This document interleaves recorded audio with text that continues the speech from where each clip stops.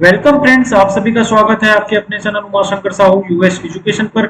आज हम बात करेंगे, हमारा आज का जो टॉपिक है लाइट, प्रकाश जो है, प्रकाश के बारे में आज हम बात करने वाले हैं। और प्रकाश जो है सामान्य विज्ञान से संबंधित है। और सामान्य विज्ञान का जो प्रश्न जो पूछा जाता है, ये हर एक जो प्रतियोगी परीक्षा होते हैं उसमें अगर सामान्य विज्ञान का पोर्शन है तो वहां पर विभिन्न जो प्रतियोगी परीक्षाओं में ऐसे क्वेश्चन पूछे जाते हैं, उसी का यहाँ पर संग्रह किया गया है जो हमेशा पूछे गए हैं। चलिए, सामान्य विज्ञान से संबंधित जो प्रकाश है, लाइट है, उसके बारे में हम जानने से पहले आप हमारे चैनल पर नए होंगे तो हमारे चैनल को सब्सक्राइब कर लीजिएगा, बेल आइकन को प्रेस कर लीजिएगा ताकि आपको अपडेटेड नोटिफिकेशन मिलता रहे। आप हमारे फेसबुक पेज से भी जुड़ सकते हैं ताकि आपको अपडेटेड नोटिफिकेशन मिलता रहे। चलिए बात करें प्रकाश लाइट के बारे में। तो जो जो यहाँ पर क्वेश्चन जो बताया गया है वो प्रतियोगी परीक्षाओं में पूछे जाते हैं, इसीलिए यहाँ पर ऐसे क्वेश्चन को समाहित किया गया है ताकि आपको दिक्कत ना हो, आसानी से आप उस प्रश्न को कर पाए। चलिए बात करें प्रकाश के बारे में। तो प्रकाश का जो वेग के बारे में बात करें तो 3 लाख किलोमीटर प्रति सेकंड, किलोमीटर प्रति सेकंड। बात करें प्रकाश वर्ष, तो प्रकाश वर्ष जो होता है लाइट ईयर, प्रकाश द्वारा एक वर्ष में तय की गई दूरी मापने का क्या है, मात्रक है। चलिए आगे देखें, सूर्य के प्रकाश के लिए बात करें तो सूर्य का जो प्रकाश है वो पृथ्वी तक आने में कितने मिनट, 8 मिनट और कितने सेकंड लगते हैं, 20 सेकंड की दूरी वो तय समय में दूरी तय करता है। बात करें इसी में, प्रकाश का वेग सर्वाधिक निर्यात वैक्यूम में होता है, उदाहरण के लिए जैसे अंतरिक्ष में। चलिए आगे बात करें, प्रकाश जो है आपको पता है कि 7 रंगों से मिलकर बना है, VIB GYOR, यह वर्णक्रम स्पेक्ट्रम कहलाता है, विबज्योर जिसको हम कहते हैं। चलिए आगे बात करें इसी में, स्पेक्ट्रम जो है वो बढ़ते तरंग दैर्ध्य के आधार पर है। सबसे कम तरंग दैर्ध्य बैंगनी का है और सबसे अधिक तरंग दैर्ध्य जो है लाल रंग का है, और उसी के अकॉर्डिंग ये क्या हुआ है, जमा हुआ है। जैसे यहाँ पर रेड सबसे आगे है विबज्योर में, आपने देखे होंगे, उसके बाद ऑरेंज है, उसके बाद येलो है। तो इस प्रकार से जिस कलर का, जैसे लाल कलर का सबसे अधिक तरंग दैर्ध्य है, उसके बाद क्या है ऑरेंज का, उसके बाद येलो का। तो जैसे जैसे नीचे आते जाएंगे वैसे वैसे तरंग दैर्ध्य जो है वो कम होते जाता है। तो सबसे जो कम तरंग दैर्ध्य जो है बैगनी का है, वॉयलेट का है, और सबसे अधिक तरंग दैर्ध्य लाल रंग का है। यहाँ पर देखिए प्राथमिक कलर के बारे में अगर बात करें तो प्राथमिक कलर लाल, हरा और नीला प्राथमिक कलर। और प्रकाश के जो स्रोत के बारे में बात करें तो प्रकाश के जो प्राकृतिक स्रोत है सूर्य, तारे, अंतरिक्ष की जो अन्य प्रकाश है वो प्रकाश के स्रोत माने जाते हैं। चलिए बात करें परावर्तन, रिफ्लेक्शन के बारे में। तो रिफ्लेक्शन क्या होता है ये देख ले। तो सिंपल से यहाँ पर बात करें रिफ्लेक्शन के बारे में तो प्रकाश के जो चीकने पृष्ठ से लौटने की जो घटना है प्रकाश का परिवर्तन कहलाता है। ये क्या है आप देख पा रहे हैं, यहाँ पर मैंने एक इमेज शो किया है। ये दर्पण है और दर्पण पर जो आपतित किरण है वो पड़ रहा है, और आपतित किरण जब पड़ रहा है तो क्या हो जाता है, ये जो प्रकाश है वो रिफ्लेक्ट हो जाता है, अपने सीधा ना जाके क्या हो जाता है, ये प्रकाश रिफ्लेक्ट हो जाता है, परावर्तित हो जाता है। उसी को क्या कहा गया है, प्रकाश का परावर्तन कहा गया है। प्रकाश के परावर्तन में एक चीज और देखने को मिलता है कि कोई भी जो वस्तु है हमें रंगीन क्यों दिखाई देता है, क्योंकि वह उस रंग को प्रकाश को परावर्तित करती है, क्योंकि वह उस रंग के प्रकाश को परावर्तित करती है, शेष रंगों को वह अवशोषित करती है। जैसे कि जो पेड़ होते हैं, पेड़ की जो पत्तियों को देखे होंगे तो वो क्या करते हैं, वो 7 रंगों में से सभी रंगों को क्या कर लेते हैं, ऑब्जर्व करते हैं, और जो ग्रीन कलर होते हैं उसको रिफ्लेक्ट कर देते हैं। तो इसीलिए हमको क्या दिखाई देता है, जो पत्ते हैं वो हमको ग्रीन कलर दिखाई देते हैं। चलिए बात करें अपवर्तन के बारे में, रिफ्लेक्शन के बारे में। तो जब प्रकाश अलग अलग घनत्व वाले एक माध्यम से दूसरे माध्यम में प्रवेश करते हैं तो प्रकाश जो है अपने पथ से थोड़ा मुड़ जाते हैं। जैसे ये प्रकाश जो है ये विरल माध्यम से क्या कर रहे हैं, सघन माध्यम में प्रवेश कर रहे हैं, तो अपने पथ से थोड़ा मुड़ जाता है। वो सीधा आना चाहिए लेकिन पथ से क्या हो जाता है, मुड़ जाता है। इसी को रिफ्लेक्शन कहते हैं, अपवर्तन कहते हैं। देखिए यहीं पर उदाहरण के लिए तो आपने देखे होंगे कि तालाब की जो वास्तविक गहराई है, जितनी गहराई है उससे कम दिखाई देना, पानी में जो भरे ग्लास में सिक्का डालने जो सिक्का ऊपर उठा हुआ दिखता है। तारों का जो टिमटिमाना भी होता है वो किसके कारण से होता है? अपवर्तन के कारण से होता है। चलिए आगे बात करें क्रांतिक कोण के बारे में। तो क्रांतिक कोण क्या है, क्रिटिकल एंगल क्या है, थोड़ा समझिएगा। जब प्रकाश किरण जो है सघन से विरल माध्यम में जाती है तो उसका अपवर्तन आपतन कोण से बड़ा होता है। यदि अपवर्तन कोण का मान 90 डिग्री है तो उसे क्रांतिक कोण कहते हैं। तो यहां पर आप देख रहे हैं जो प्रकाश है वो यहां से क्या कर रहे हैं, सघन माध्यम से विरल माध्यम में जाता है। सघन माध्यम से क्या करते हैं, विरल माध्यम में जाते हैं तो उसका अपवर्तन कोण आपतन कोण से, उनका जो अपवर्तन कोण है यहाँ पर 90 डिग्री को कोण बना हुआ है। अब ये जो अपवर्तन कोण है वो आपतन कोण से बड़ा होता है। यदि अपवर्तन कोण का मान जो है 90 डिग्री होता है, अपवर्तन कोण का मान जो है 90 डिग्री होता है, तो 90 डिग्री जब होता है तो उसे हम क्या कहते हैं, क्रांति कोण कहते हैं। चलिए बात करें उत्तल लेंस के बारे में, कॉन्वेक्स लेंस के बारे में। तो टेलीस्कोप एवं माइक्रोस्कोप में ये प्रयुक्त होता है। दूर दृष्टि दोष निवारक भी होते हैं। कौन सा, ये जो लेंस है उत्तल लेंस या कॉन्वेक्स लेंस जो है। चलिए बात करें अवतल लेंस की। तो अवतल लेंस निकट दृष्टि दोष मायोपी के लिए यूज होता है। द्विफोक्सी लेंस बायफोकल लेंस यहाँ पर आपको इमेज में दिखाई दे रहा होगा। थोड़ा सा इसको हम देखें तो जरा दृष्टि दोष, नेत्र की मांसपेशियां शिथिल होना, बेलनाकार लेंस, अविदुकंता या आड़ी या खड़ी में से केवल एक लाइन दिखने में प्रयुक्त होता है। चलिए आगे बात करें पूर्ण आंतरिक परावर्तन के लिए टोटल इंटरनल रिफ्रैक्शन।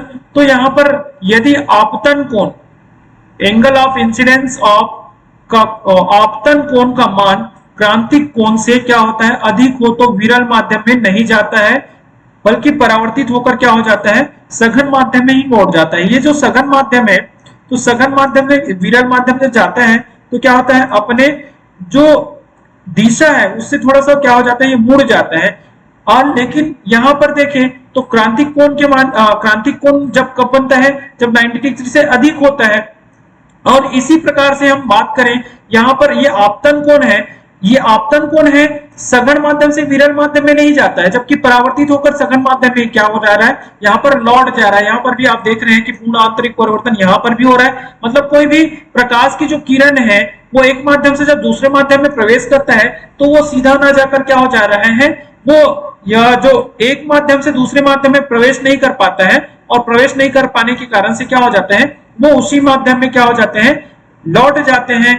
तो वही क्या कहलाता है, टोटल इंटरनल रिफ्रैक्शन कहलाता है। जैसे कि आप ये क्वेश्चन पूछा गया है सीजी टेट में पिछले बार, जैसे कि हम मेन फोकस करके उसी को हम यहाँ पर करा रहे हैं। तो सीजी टेट में जो सीजी टेट 2019 में आपको ये जो क्वेश्चन पूछा गया है, मीग मरीचिका वाली जो बात है वो क्वेश्चन पूछा गया है। तो मीग मरीचिका जो दिखाई हमको देता है तो वो किसके कारण से दिखाई देता है, हमको पूर्ण आंतरिक परिवर्तन के कारण से दिखाई देता है। चलिए बात कर लेते हैं इमेज प्रतिबिंब के बारे में। तो समतल दर्पण के बारे में, प्रतिबिंब जो होता है वो प्रकाश के परिवर्तन से बनता है। प्रतिबिंब जो होता है प्रकाश के परिवर्तन से बनता है। समतल दर्पण का हम प्रयोग कहां पर करते हैं, घरों पर करते हैं। अवतल दर्पण का जो प्रयोग है वो यहाँ पर गाड़ी की जो हेडलाइट व टार्च में उपयोग होता है, और उत्तल दर्पण का जो उपयोग होता है वाहनों में पीछे दृश्य को देखने के लिए करते हैं। बात कर ले समतल दर्पण के और कुछ पॉइंट्स के बारे में। तो घरों में जो समानता चेहरा देखने के लिए इसी दर्पण का प्रयोग किया जाता है। इस दर्पण में वस्तु का जो प्रतिबिंब है वस्तु के बराबर, आभासी, उल्टा अथवा पार्श्व में बदल जाता है। ये आपको पूछा जाए कि समतल दर्पण में वस्तु का प्रतिबिंब कैसे होता है, तो वस्तु का जो प्रतिबिंब होता है वो वस्तु के बराबर आभासी होता है, उल्टा होता है, आभासी होता है, उल्टा होता है, अथवा पार्श्व बदल जाता है। चलिए आगे हम बात करें इसी में। समतल दर्पण से व्यक्ति को अपने पूरी प्रतिबिंब देखने के लिए दर्पण की लंबाई कम से कम व्यक्ति की लंबाई की आधी होनी चाहिए। समतल दर्पण में अगर हम क्या करें, अपना इमेज देखना है, अपना प्रतिबिंब देखना है, तो हमें क्या करना होगा, उसके लिए पूरा प्रतिबिंब, तो उसके लिए हमें कम से कम वो जो हमारा मिरर होगा, मिरर क्या होना चाहिए, हमसे आधी लंबाई की होनी चाहिए। यदि कोई व्यक्ति दर्पण से 2 मीटर दूर रहेंगे तो 4 मीटर दूर दिखाई देगा। अगर 2 मीटर भी दूर है तो 4 मीटर दूर दिखाई देगा। चलिए बात करें, यदि कोई व्यक्ति समतल दर्पण के लंबवत किसी चाल से दर्पण के समीप आता है तो प्रतिबिंब उसके दोगुनी चाल के पास जाता हुआ प्रतीत होता है। आप एक बार क्लियर और कर लीजिएगा इसी को, कि यदि कोई व्यक्ति समतल दर्पण के लंबवत किसी चाल से दर्पण के समीप आता है तो प्रतिबिंब उस दोगुनी चाल से पास जाता हुआ क्या दिखाई देता है हमको। अवतल दर्पण के बारे में देखें तो वह दर्पण जिसका परावर्तक तल दबा होता है उसे हम क्या कहते हैं, अवतल दर्पण कहते हैं। और इस दर्पण में वस्तु का जब प्रतिबिंब होता है यह सीधा एवं उल्टा दिखाई देता है, जबकि हमने अभी समतल के बारे में बात की है तो आभासी और उल्टा दिखाई देता है। यदि वस्तु का प्रतिबिंब सीधा एवं वस्तु से दूर जाने पर बढ़ता है अवतल दर्पण कहते हैं। वस्तु का जो प्रतिबिंब है सीधा एवं यहाँ पर सीधा जो बनता है अवतल दर्पण में, और वस्तु के दूर जाने पर आगे बढ़ता है। सूर्य प्रकाश को एक बिंदु में केंद्रित करने के कारण सोलर कुकर का प्रयोग किया जाता है।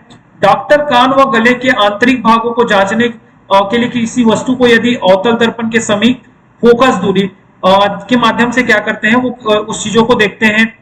दूरी पर रखा जाए तो वस्तु का प्रतिबिंब सीधा और आभासी वस्तु के आकार से बड़ा प्रतिबिंब बनता है। सर्च लाइट तथा कार की हेडलाइट में दर्पण का प्रयोग किया जाता है। सर्च लाइट तथा कार की हेडलाइट में भी इसका अवतल दर्पण का प्रयोग किया जाता है। यह फोकस पर स्थित प्रकाश स्रोत होता है। प्रकाश स्रोत कहां पर होता है, यह फोकस पर स्थित प्रकाश स्रोत से होता है। चलिए, प्रकाश को परावर्तित कर सीधा अनंत की ओर भेजता है। इस कारण नई दुकानों में प्रयुक्त किया जाता है। तो ये रहा अवतल दर्पण की कुछ मुख्य बातें। बात कर लेते हैं उत्तल दर्पण के बारे में, कॉन्वेक्स मिरर के बारे में। तो कॉन्वेक्स मिरर इस दर्पण की परावर्तक तल बीच से उभरा होता है। यदि दर्पण पर बना वस्तु का जो प्रतिबिंब वस्तु के दर्पण से दूर जाने पर छोटा, वह उत्तल दर्पण होता है। यदि प्रतिबिंब का आकार स्थिर हो तो समतल दर्पण होगा। आकार स्थिर हो तो समतल, यहाँ पर क्या होता है, समतल दर्पण होता है। चलिए उपयोग देखें तो इस दर्पण के प्रतिबिंब की जो प्रकृति होती है आभासी, सीधी वस्तु से छोटा। इसका कारण है उपयोग दृष्टि क्षेत्र कार मोटरसाइकिल में चालक के बगल में साइड मिरर के रूप में उपयोग किया जाता है। सड़क में लगे परावर्तक लैंपों में उत्तल दर्पण का प्रयोग किया जाता है। कारण जो है विस्तारक प्रवृत्ति अधिक होने के कारण इसको क्या कर देते हैं, जो प्रकाश को अधिक फैला देते हैं। चलिए आगे बात करें वर्ण विक्षेपण के बारे में। तो वर्ण विक्षेपण क्या होता है, डिस्पर्शन क्या होता है। सफेद प्रकाश का 7 रंगों में विभक्त होना। उदाहरण के लिए जैसे इंद्रधनुष के बारे में बात करते हैं तो यहाँ पर देख रहे हैं कि व्हाइट किरण जा रहा है और ये प्रिज्म है, ग्लास प्रिज्म है, कांच का एक प्रिज्म है। कांच के प्रिज्म पर पड़ने पर क्या हो जा रहा है, ये 7 रंगों में विभक्त हो जा रहा है। चलिए बात करें इंद्रधनुष के बारे में, रेनबो के बारे में। तो आपने देखी होंगे वर्षा के पश्चात आकाश में सूर्य के विपरीत दिशा में, जहां आप जैसे जिस तरफ से अगर ये जैसे होता है ना, मैं आपको बताऊं तो ये यहाँ पर अगर प्रकाश है तो इस जस्ट पीछे विपरीत दिशा में बनता है तो इधर बनेगा। तो वर्षा के पश्चात आकाश में सूर्य के विपरीत दिशा में लाल, नारंगी, पीला, हरा, आसमानी, नीला तथा बैगनी वर्णों का एक विशालकाय वृत्ताकार वक्र कभी कभी दिखाई देता है। यह क्या कहलाता है, इंद्रधनुष कहलाता है। वर्षा अथवा बादल में पानी की सूक्ष्म बूंदों अथवा कणों पर पड़ने वाली सूर्य किरणों का विक्षेपण, डिस्पर्शन ही इंद्रधनुष के सुंदर रंगों का कारण है।